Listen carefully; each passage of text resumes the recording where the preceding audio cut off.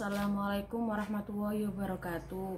Saya Mufah Hamanan dari kelas PKI 5A akan memberikan sedikit penjelasan materi tentang budaya dan perkembangan kognisi guna memenuhi tugas konseling lintas budaya.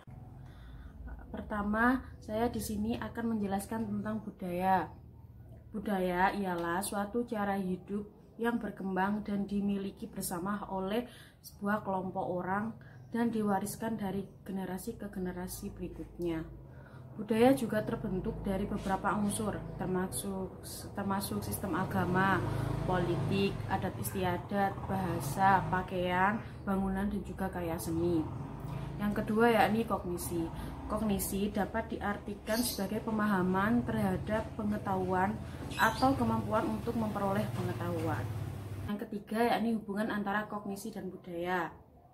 Kognisi merupakan salah satu hal yang berusaha menjelaskan keunikan manusia, pola pikir, dan perilaku manusia bertindak sebagai aspek fundamental dari setiap individu yang lepas dari konsep kemanusiaan yang lebih besar, yakni budaya sebagai konstruksi sosial. Ada beberapa hal yang berkaitan dengan keberadaan faktor kognisi dalam pengaruh lintas budaya. Yang pertama yakni kecerdasan umum.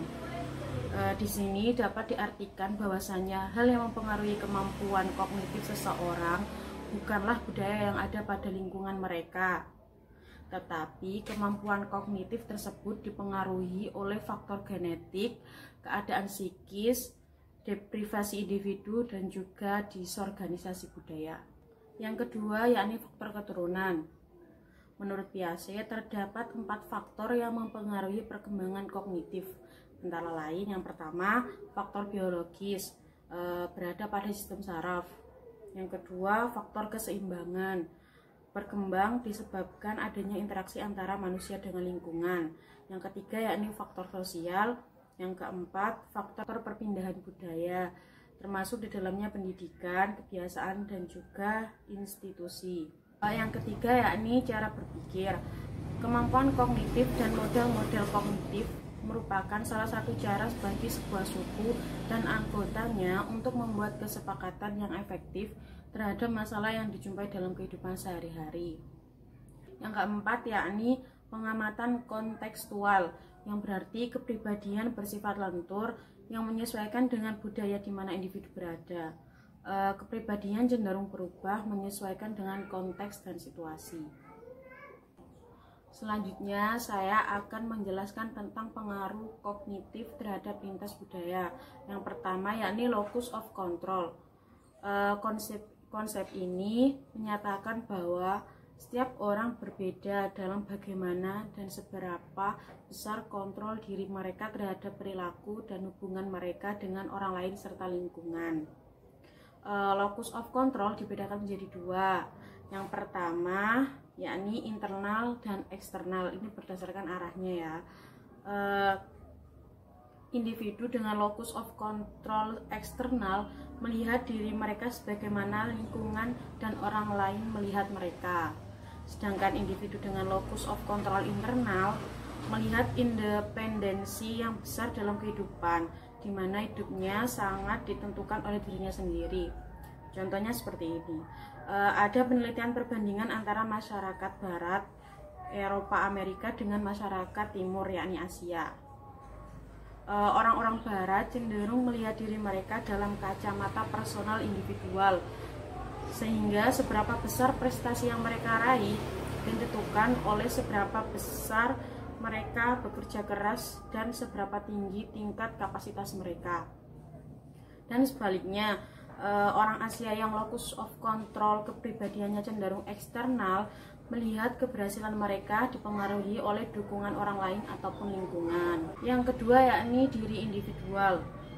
Diri individual terbatas dan terpisah dari orang lain maupun lingkungan, serta diri yang fokus pada atribut internal yang sifatnya personal, kemampuan individual, intelijensi, sifat kepribadian, dan pilihan-pilihan individual.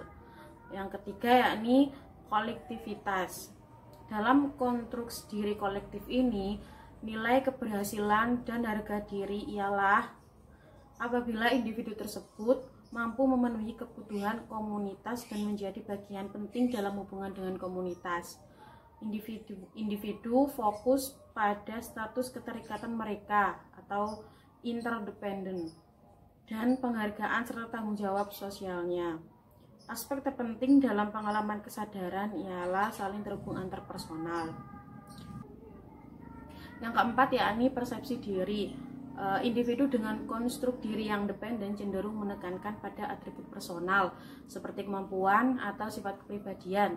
Sedangkan individu dengan konstruk diri interdependen lebih cenderung melihat diri mereka dalam konteks situasional dalam hubungannya dengan orang lain.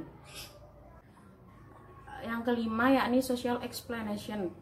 Konsep diri juga menjadi semacam pola panduan bagi kognitif dalam melakukan interpretasi terhadap perilaku orang lain. Individu dengan diri individual yang memiliki keyakinan bahwa setiap orang memiliki serangkaian atribut internal yang relatif stabil akan menganggap orang lain juga memiliki hal yang sama. Yang keenam yakni motivasi berprestasi. Motivasi merupakan faktor yang membangkitkan dan menyediakan tenaga bagi perilaku manusia dan organisme lainnya. Dalam tradisi barat, konsep diri bersifat individual. Motivasi diasosiasikan sebagai sesuatu yang personal dan internal dan kurang terkait dengan konteks sosial maupun interpersonal. Dalam komunitas tradisi Timur, konsep diri condong dilihat sebagai bagian kolektivitas. Kesuksesan ialah untuk mencapai tujuan sosial yang lebih luas. Kesuksesan selalu dipandang terkait dengan kebanggaan dan kebahagiaan orang lain, terutama orang-orang terdekat. Yang ketujuh yakni peningkatan diri. Memelihara atau meningkatkan harga diri diasumsikan akan memiliki bentuk yang berbeda pada budaya yang cenderung interdependen. Sekian penjelasan singkat tentang budaya dan perkembangan kognisi dari saya. Apabila ada salah kata dan kesalahan dalam penyampaian materi, saya mohon maaf yang sebesar-besarnya. Akhirul kalam. Wassalamualaikum warahmatullahi wabarakatuh.